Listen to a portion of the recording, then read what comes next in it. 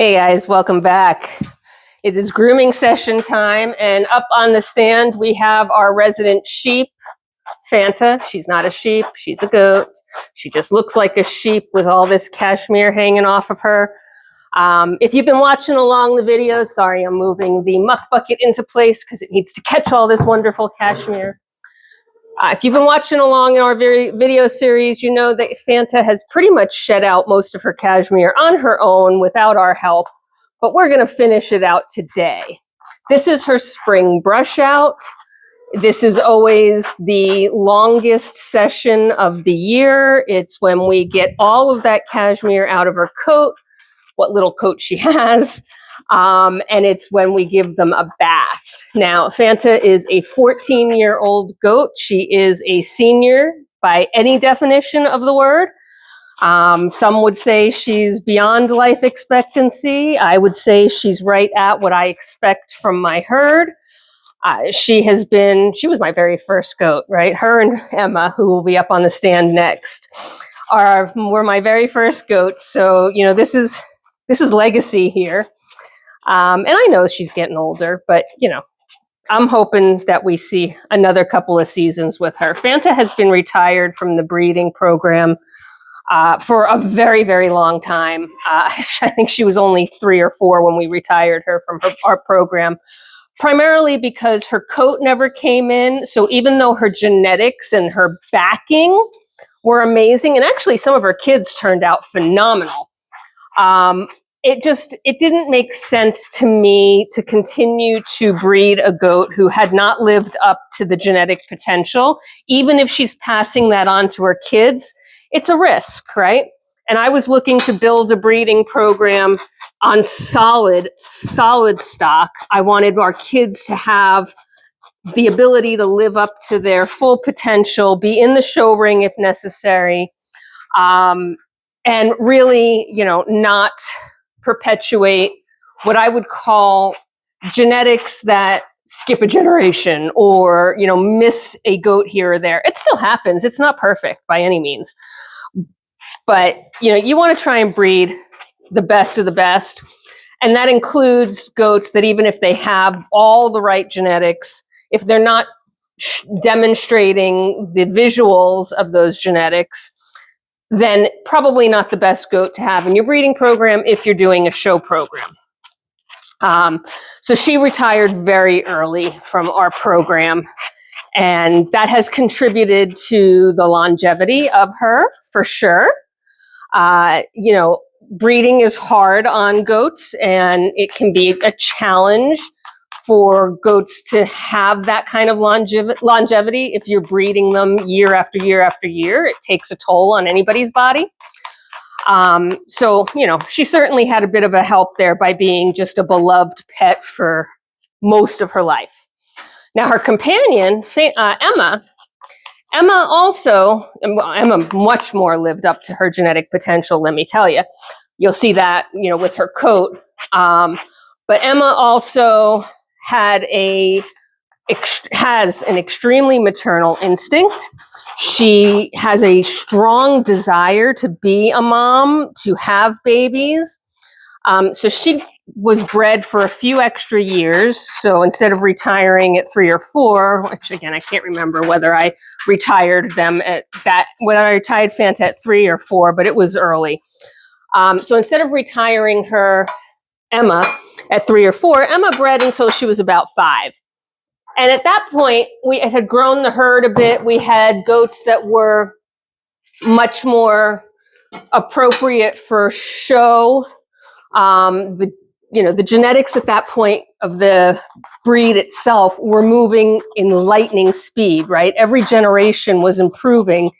And so, you know, even 2 or 3-year-old goats were falling behind. So at that point, we retired Emma. So Emma also didn't breed to her production lifespan by any means. You notice how quickly all this cashmere is just working right out of her coat because she doesn't really have a whole lot of hair. So this is just a quick, easy groom. And then she's going to get a bath, which she's going to hate, but it'll feel better afterwards.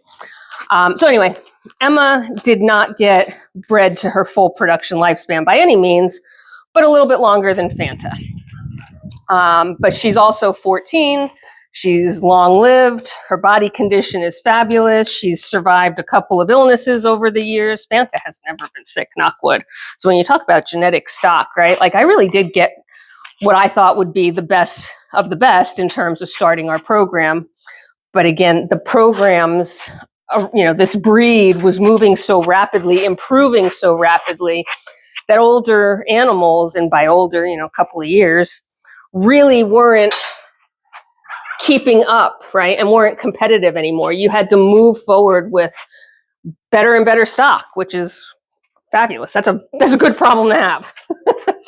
So Emma had also retired early, became a beloved pet, is still a beloved pet. I mean, our first goats, right? They were pets from the get-go.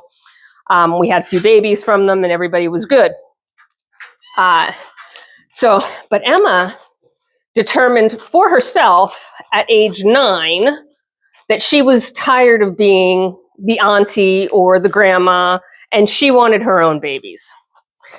And at that time, she was still in fabulous shape. Her body condition was amazing. Her coat had come in. She was a very slow coat producer, but when it came in, boy, it came in.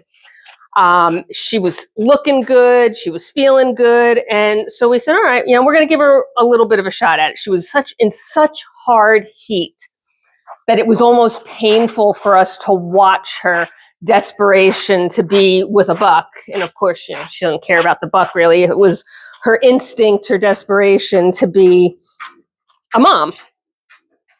So we exposed her to the buck once to sort of, in our opinion, little did we know, but in our opinion, it was to be able to sort of settle her hormones, right? She got to do the action. We did not expect her to get pregnant, frankly.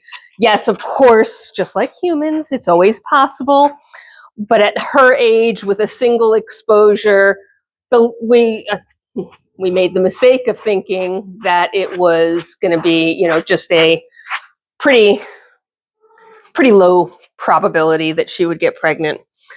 Well, she showed us. And she must have gotten pregnant pretty instantaneously, let me tell you. And she did not end up carrying the pregnancy well. It was very hard on her body. She got ketosis, which is a deficiency of calcium. We spent almost 4 weeks trying to not just save Emma, but retain that pregnancy and get her to full term. And that was because we knew how much she wanted it. If it were up to me, we probably, the truth of the matter is we probably would have terminated the pregnancy because she would have recovered faster. But in conjunction with my vet, we made the decision to say, look, we're this far along. We're 4 months into a 5-month pregnancy. Let's see how she does initially. And we can adjust accordingly if necessary. I mean, it's really tough to make a decision like that so late in the pregnancy. Anyway, right? It's just, it stinks all around. But our priority was the doe. There was no question in my mind that we were saving Emma over anything else. In fact, I think I've told this story before, but when the vet asked, what if a choice needs to be made, what are we doing, saving the babies or saving the doe? The instant answer from both Farm Hubby and I, without consulting with each other, I mean, it was instantaneous. The answer was the doe, save the doe. Emma was top priority. So I spent 4 weeks having to come down to the barn every 2 to 3 hours throughout the day, not like leave overnight and sleep, literally come down every 2 to 3 hours to give her medications, to get her supportive nutritional supplements, to keep her going. She was what we call down. She wasn't able to stand up. She wasn't able to walk. So I needed to treat her. I know it hurts a little bit, girlfriend. I know. We needed to treat her for, almost bed sore-ish activity, right? And then 4 weeks later, that goat shocked us all, my vet included, by delivering on her own, without intervention, without support. She had the strength to deliver 3 triplets, 3 Beautiful babies. We did end up keeping one of those babies and then later deciding to give that baby a different home, but 3 beautiful babies. Emma had never given us triplets before. It was like she knew this was her last hurrah. Her determination, her strength, and everything else was just incredible. Of course, she's now 14. She's still here with us, so you know she recovered. And she recovered quite quickly when she gave birth. That was like motivation for her to get up. It was motivation for her to be engaged. I mean, like I said, she gave birth completely naturally without any intervention. She cleaned those babies herself.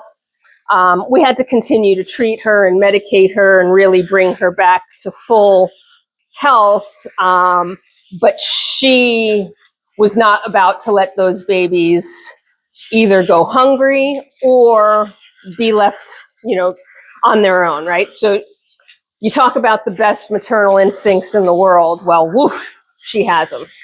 And she raised those 3 babies by herself. She did not need us to bottle feed. We did not have to supplement or support. She produced enough milk. She made sure that they all shared appropriately. I mean, I can't ask for a more maternal goat. So Emma bred just a bit longer than Fanta, to say the least. Again, we did not breed her until she was 9. We don't do that with any of our goats. It was a one-off bad decision early on in my career with goats. Bad decision meaning that I should have known better than to give in to her desires, right? Nature is, cruel that way, right? It tells the animals to continue to procreate until they can't anymore. And that is not what we do with our herd. So one and only time I made that decision, I feel it was a poor decision based on the results, but at the same time, it was an amazing decision because we've got 3 gorgeous babies out of it. And Emma had that moment, right? So I don't know why I deviated into telling you that story. I don't know why it even came to mind, honestly.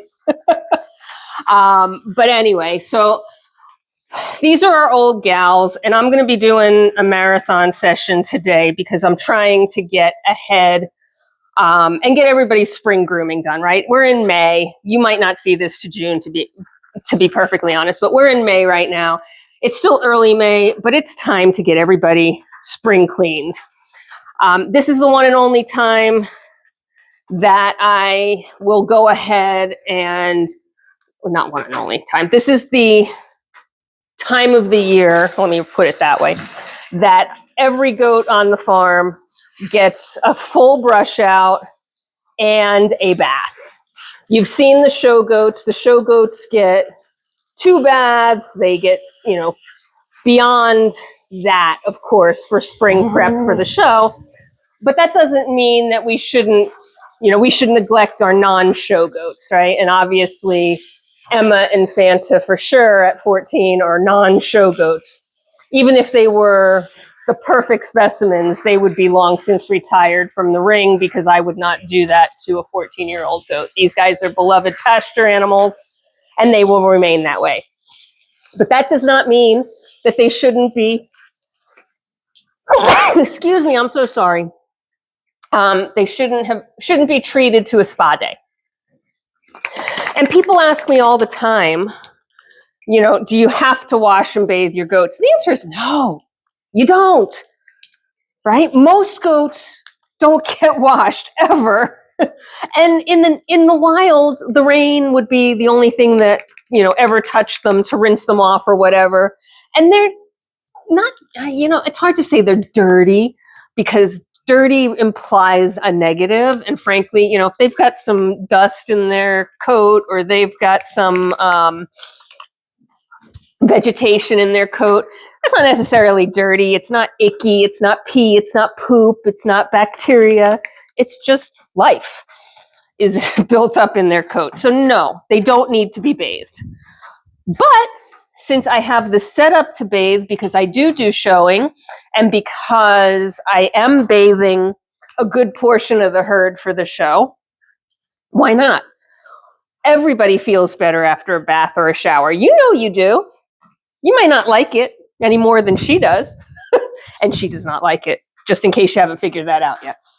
But afterwards, all that stuff off of you, feeling clean, feeling good. You know, she's going to feel like a fresh and clean like a daisy. There are certain things I won't do to her anymore. I'm not going to wash her head. There's nothing here to get dirty, right? And there's no need in me running water over her face and having her hold her breath or anything else. You know, they do it instinctively, but it's just not necessary for me to do it for her. Her head is not dirty. And she hates it so much. You know, at her age, she's allowed a couple of things that she can have control over. But every goat on the farm gets a shampoo and a condition, no matter whether they're like Fanta with hardly any coat whatsoever, or they're like Emma, who has a beautiful and magnificent coat, but hasn't been in a show ring in over a decade. They still need to be felt like they're taken care of. They still need to be clean and fresh. That's my opinion. But again, I have the setup for it, and I've been doing it for so long. It's, you know, kind of part of the nature of it. I just managed to splash shampoo into my eye, which thankfully is not a problem because it's No More Tears. It is not No More Tears as the actual brand. It just doesn't have, it doesn't sting, which is, you know, kind of nice to know, right? Confirmation that I'm not making anything happen with my goat's eyes. All the products I use, by the way, are tagged in the video itself, and then there are links in the description box below if you need them. But every goat on the farm gets a shampoo and a condition. I try and get it done as early in the spring as possible because I want all that cashmere to be shed out relatively early before it becomes a knotty mess. I also want it to be, I want them to be clean for when we have our annual vet visit. And our annual vet visit for me, again, you'll see this after it happens, just based on how my grooming videos stack. But in terms of when this video is taken in relation to that visit, it is actually only, let's see, today is Thursday. The annual vet visit is Tuesday, so we're 4 days away.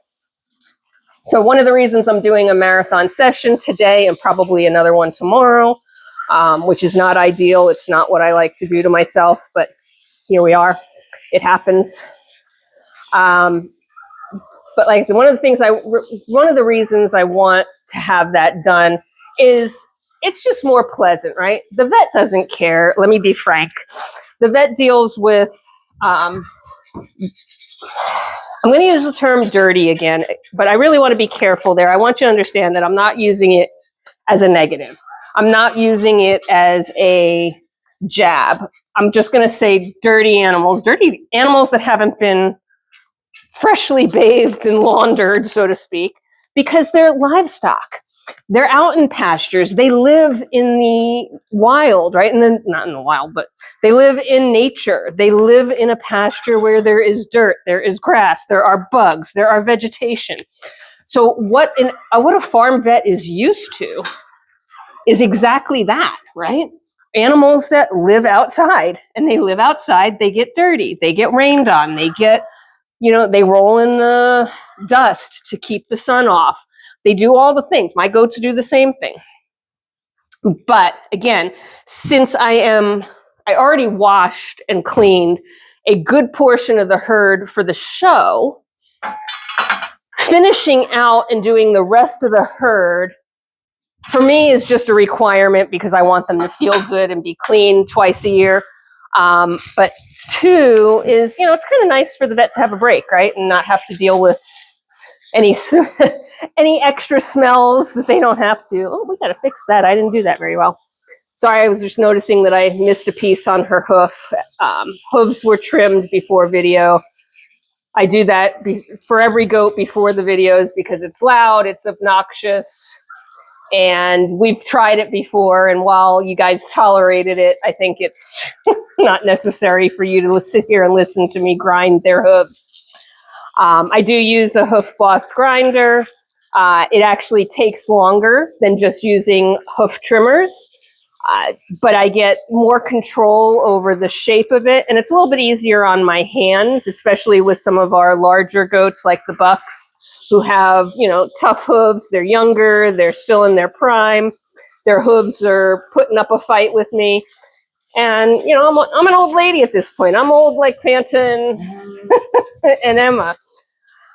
So I just rinsed off all the conditioner, and I am going to, what are we going to use? We're going to use our slicker again. With Fanta not having a coat, sort of the decision on how I treat her skin and treat her, what little hair she has, does sometimes require me to grab different tools than I would normally grab. And that's just because, again, she doesn't have a whole lot of coat, so she's almost short-haired. And I don't want to irritate her skin with sharper bristles that are intended to go through a long coat and pull out, you know, undercoat.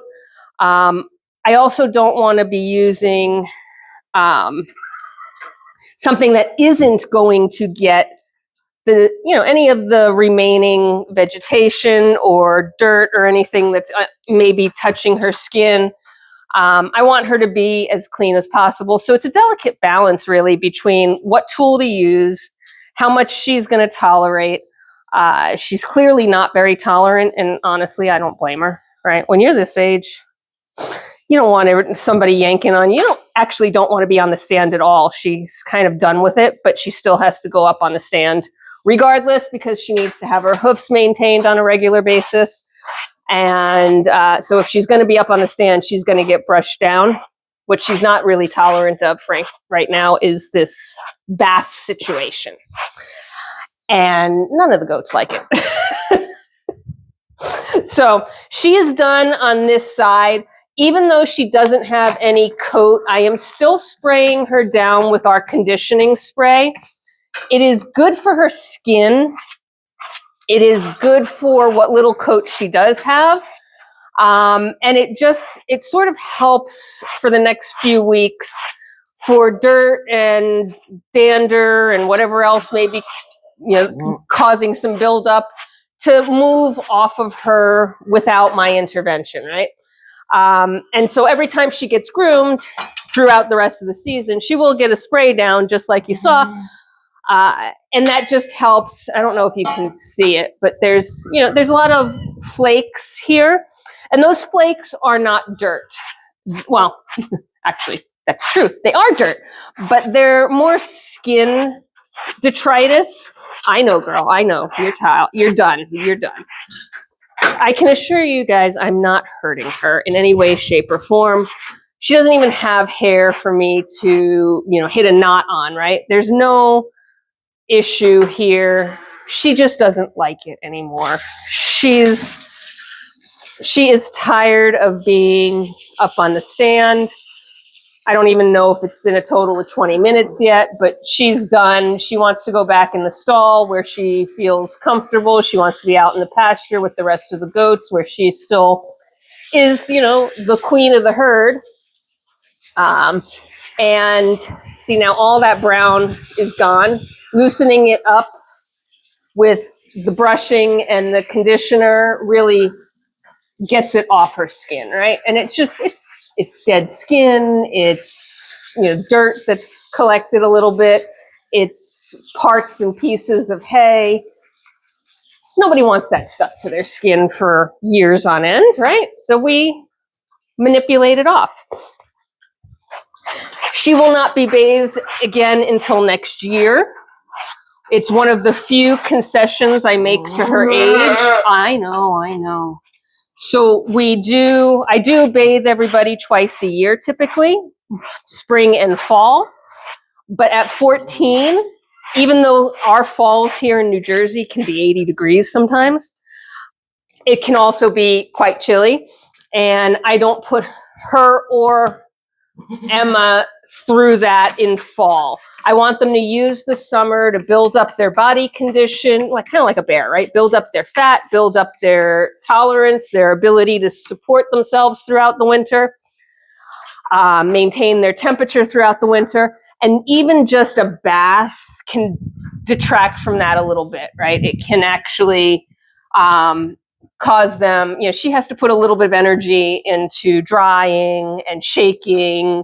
And, now at this time of the year where there's no worries about her being cold or worried about her, having to maintain body condition and keep herself warm, I have no problem giving her a bath. Isn't that right, girlfriend? But certainly in the winter or leading into the winter, it's just one less challenge for her to have to navigate. And so we don't do it in winter or in fall. So this is her one and only bath for the year. It's more than sufficient to maintain her. And she is quite clearly done with me and with the bath situation. So we're going to get her off the stand and back into her stall. And then I'm going to get Emma out and we're going to get Emma done. And then I'm going to see if I can do at least one more goat, if not two today, because I want to get them all done before our annual visit. And I had 6 left to go. So if I can get 3 done today and 3 done tomorrow, that's a bonus. At any rate, I hope you guys are having a fantastic day. And until next time, I've got work to do. Bye for now.